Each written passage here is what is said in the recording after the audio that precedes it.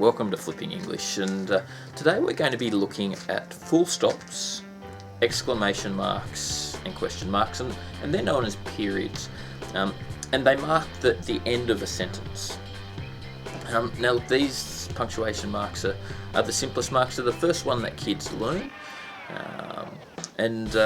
so we're going to be having a look at them today, and look, generally writers use them really well.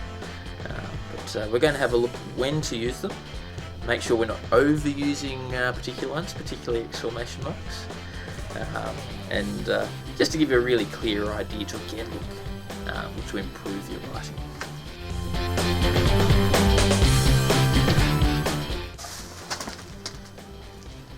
The first thing we're going to look at today are full stops. Now these are your bread and butter as far as writing goes. For example, in the sentence, the cat chased after the mouse. Ha! Full stop. And look, what I just did there was kung fu punctuation. And look, you can check out our we've got a page on kung fu punctuation YouTube video that you can go to watch and see young kids performing all the movements. It's phenomenal, and it's a really fun way of learning the different punctuation marks. So full stop, really simple. End of the mark. The cat chased after the mouse. Full stop, and this happens at the end of a complete idea. You've got the option to use that full stop after that, and then you can move on to your next idea, which could be the mouse ran into a hole. Now, the problem with a full stop there is if you're trying to create interesting writing, that's very simplistic. It's very children's book. So look, you've got to certainly that is completely correct. What I just went through there, putting a full stop in, but not particularly interesting to read and not particularly interesting to listen to. So you could change it up a little bit there, perhaps using a connective, a comma and then a connective word. So for example, the cat chased after the mouse, comma, so the mouse ran into the hole. Just making it a little bit more interesting, that flow, having that link word in there. And the other option that you could do if you're thinking, oh, the full stop is a little bit too full on, you want to soften it a little bit, is to maybe use a semicolon. Look, again, we're going to be talking more about semicolons in another video, which you can check out on our site. But you could use a semicolon there, and so the cat chased after the mouse. Ha! Shit! Semicolon. The mouse ran into a hole, and then full stop. And you use that semicolon when the two ideas are very closely related together. You don't need the full stop to kind of wedge in there. So the full stop, very simple, and and generally used very well in writing.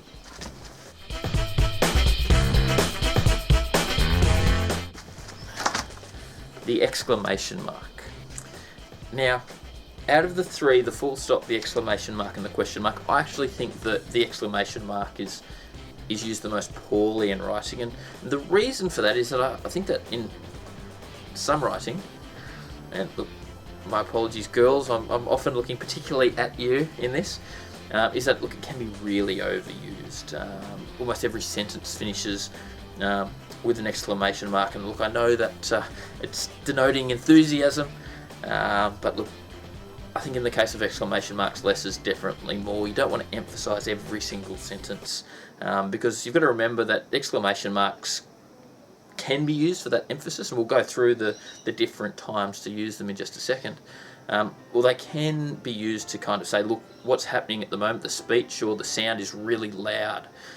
So the impression that you're giving using one exclamation mark, or in some cases 2, 3, 4, 5 exclamation marks at the end of a sentence, is that for the reader it feels like the writer is really yelling at them. So definitely take a less is more approach there. So in terms of the exclamation mark, there are basically 5 different times to use an exclamation mark.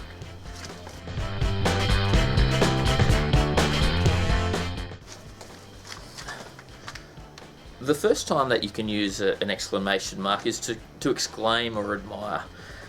For example, in the classic children's tale of Little Red Riding Hood, when Little Red Riding Hood says, Why, grandma, what big sharp teeth you have. She ha. Sorry, that's the kung fu for exclamation mark. There'd be an exclamation mark there, and obviously it's also with speech marks at the start and also the end of the sentence.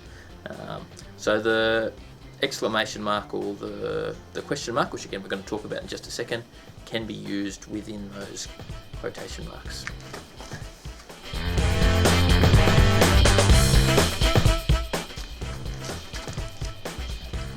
The second time that you could use an exclamation mark is in an involuntary ejaculation. So someone might say, "Blimey, she ha!"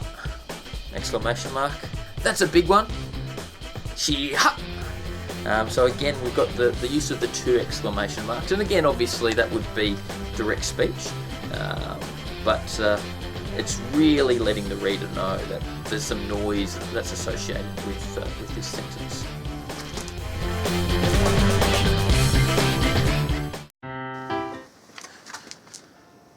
The third time to use an exclamation mark is to salute or invoke. So for example, in Shakespeare's Romeo and Juliet, there's the classic line, "Romeo, Romeo," that would be then exclamation mark, because obviously Romeo's being saluted, "Wherefore art thou Romeo?" which then is a question, so she ha, for the question there when she's asking where is Romeo.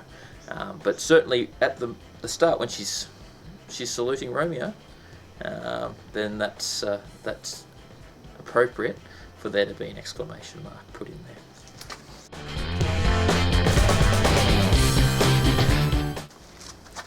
The fourth time that you can use an exclamation mark is if you're trying to create some drama within the sentence.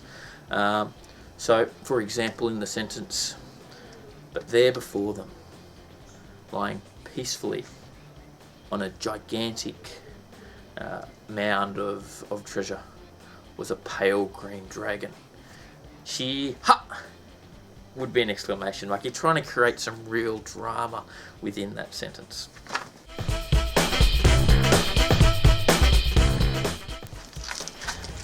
The fifth and final time where you might use an exclamation mark is to make what is otherwise a very commonplace sentence more emphatic. So for example, we'd go into our speech marks. "Digging for carrots indeed!" Exclamation mark. Said Rabbit angrily. Now look, it's important to note here, and this is important for question marks as well, because obviously normally question marks, exclamation marks, they're the end of that idea, a capital letter follows. If they're within direct speech, it goes into lowercase. So when I said Rabbit angrily, the said is actually lowercase. It's a small s rather than being a capital letter. Now, if it wasn't a question mark or it wasn't an exclamation mark being used, it's a comma, not a full stop, unless we go to the other side. So, for example, Rabbit says, comma, digging for rabbits, and in that situation, even though it's just been a comma, it actually goes capital letter as well, which is something that we've talked about in one of our videos about commas. That's one of the times to use a comma, but it does go into a capital letter afterwards. Digging for rabbits indeed, full stop, and then we do our speech marks at the end as well. So that's the fifth time when you might use an exclamation mark, is to just try and make that sentence, which is commonplace, a little bit more emphatic.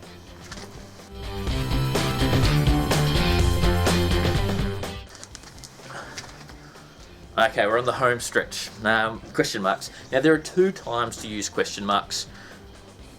Really simple. And look, obviously you can talk, you can ask questions when you're talking, and if you can say it, you can write it.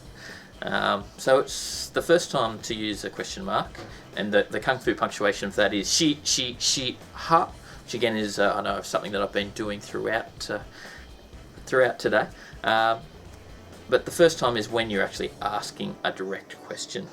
Now again we've covered this just a little bit.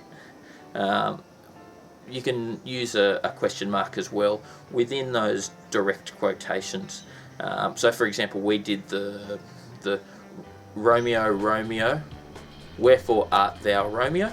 And there was a question mark and then commas. And like we talked about before, if we then said Juliet, it would be the small s, the lowercase s. It doesn't follow with indirect speech. When you've got the speaker happening after the actual direct speech, it is a lowercase after the question mark as well. So very, very similar, obviously, well, exactly the same as the exclamation mark.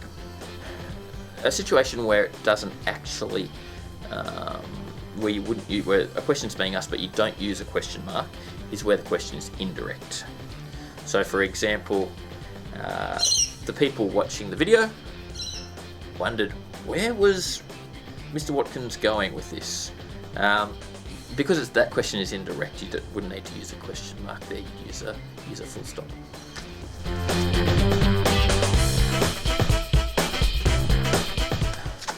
Okay, so look, we've looked at full stops, we've looked at exclamation marks, and we've looked at question marks. I've given you different times to use them.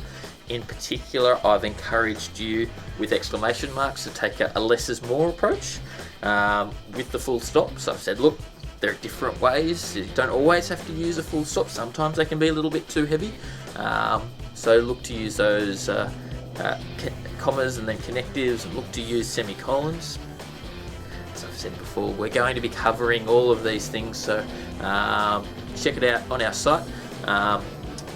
As you've probably noticed, there's a little subscribe button down the bottom, so look, please subscribe to our videos if you're interested in what we've been teaching, and we'll keep more of the same videos coming. So look, let me know if I've missed anything.